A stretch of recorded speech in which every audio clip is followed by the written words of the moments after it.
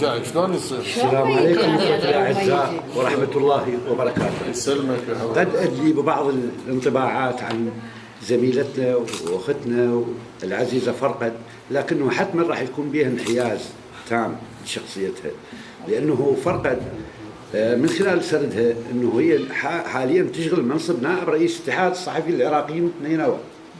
وأنا من خلال زيارتي للموصل كنت على اطلاع كلش مباشر بنشاطها حقيقة الإعلامي، يعني كانت أنه تتوسط يمكن أنه تواجه قائد العمليات اللي تربطنا به علاقات عائلية حتى تدخل بعمق أخطر المناطق بالساحل الأيمن. ودخلنا فبعدين صارت صديقة صدقوني معززة ومحببة لدى كل القوات الأمنية الموجودين بالقاطع الأيمن. هذا أنا يعني مو سمعت من عندها أو هذا، لا، انطباع أخذته من خلال معايشتي الفترة اللي بقيت بها بالموصل حتى أتابع وضعية إخواننا وزملائنا بالاتحاد الصحفي العراقيين وبالبقية يعني المسائل الثقافية والتنظيمية والمهنية.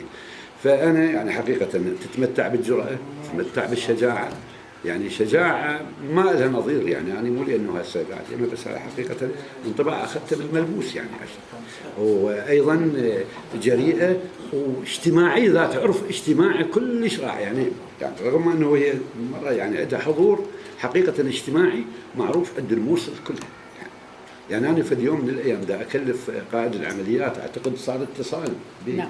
أنه يا لواء نجم أنا رايد من عندك موضوع أنه توفر المسائل الأمنية الفرعنا هناك بالموصل.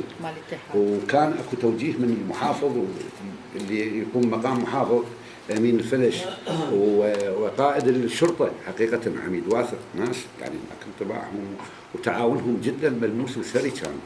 ف للفرقد قال يعني من كلفتهم اني قالوا لا دير بالك انت على فرقد، احنا ندير بالنا على فرعك واحده بوحده. والله يعني هاي انا عشتها.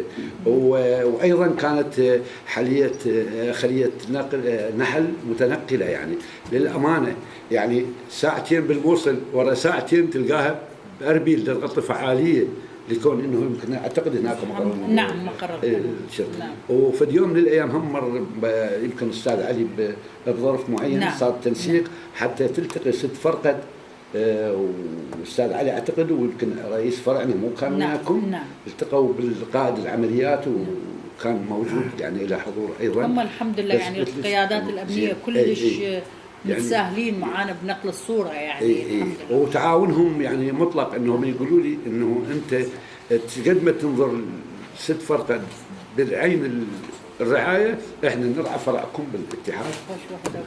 فلهذا اختاريناها ان تتبوى منصب نائب رئيس اتحاد الصحفيين العراقيين فرع نينوى، واعتقد البارحه وقعنا القرار مالها. الحمد لله. مبروك مبروك. هذا الانطباع العام. انطباع عن دكتور صالح. تجي مناسبه اخرى هذه نلتقي الله يحفظك ونتلو عليكم. تسلم شعرنا وبشاعرنا. شرفتنا كثيرا. شكرا للدكتور على استضافه الزميله فرقد، وشكرا وتقديري لكل الحضور الكرام الذين تجسموا الحنائل سفر من بعيد وحضروا الى بغداد. كبير الفخر. امهم وام الربيعين. كبير الفخر والاعتزاز. شكرا استاذ.